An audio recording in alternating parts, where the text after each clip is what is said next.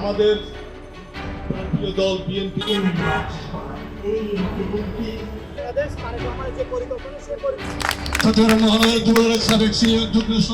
আমাদের চট্টগ্রাম মহানগর যুবদলের উনি বাংলাদেশকে এগিয়ে নিয়ে যাওয়ার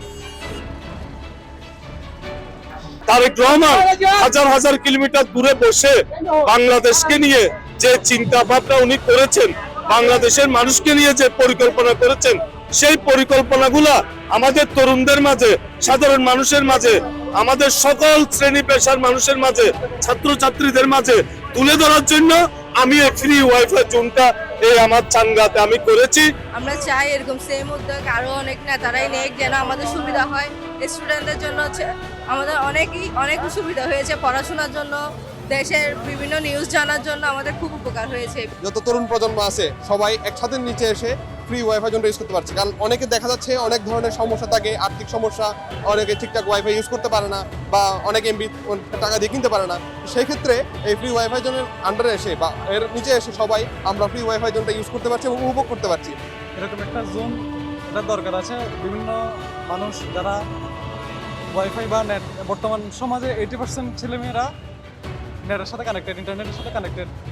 তো সেই সময় এই জিনিসটা আমি খুব ভালোভাবে দেখছি, এখানে আসবে ইউজ করবে বা দলীয়ভাবে এই জিনিসটা দিল, এরা ইউজ করলো বা গেম খেললো অসুবিধা নেই। অন্তত পক্ষে ড্রাগ বা অন্যান্য খারাপ যে নেশাগুলো আছে সেগুলো থেকে তারা দূরে সরে আসবে।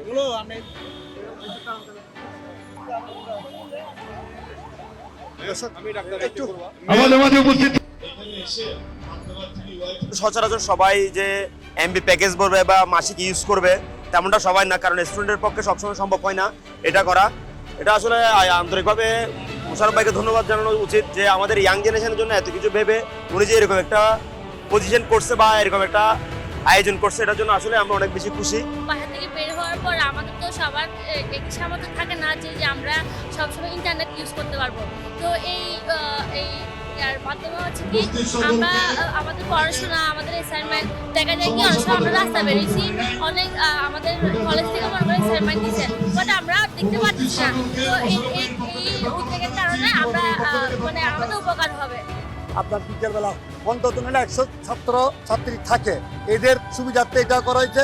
আর যারা বিএনপির যে রাষ্ট্র কাঠামো গঠন করতে পারলে 31 দফা যেটা তারেক রহমান ঘোষণা করেছে, ওই ঘোষণা যদি জানতে চান ওইটার মধ্যে স্ক্যান করলে পাবেন। তারেক রহমানের সবার আগে বাংলাদেশ যে ভাষাটা উনি ইউজ করেছে, সেই ভাষার আলোকে আলোকিত করে সর্বস্তরের জনগণের জন্য একটা ফ্রি জোন দেওয়া হয়েছে এখানে। তাহলে এই ফ্রি ওয়াইফাই জোনটার কারণে তারা তাদের শিক্ষার যে কার্যক্রমগুলো তারা ইজিলি চালাতে পারে এবং যারা দেশ সম্পর্কে জানতে পারবে, তার কারণ জানতে পারবে, আমাদের দেশের এবং দেশ সম্পর্কে জানতে পারবে। পড়ালেখা করার পর তাদের চাকরি নেই, আপনাদের হয়তো অনেকে আমি চট্টগ্রামের এটা ফ্রি ওয়াইফাই জোন 1, ইনশাল্লাহ আমি চট্টগ্রামে 50টা ওয়াইফাই জোন করার একটা চিন্তা ভাবনা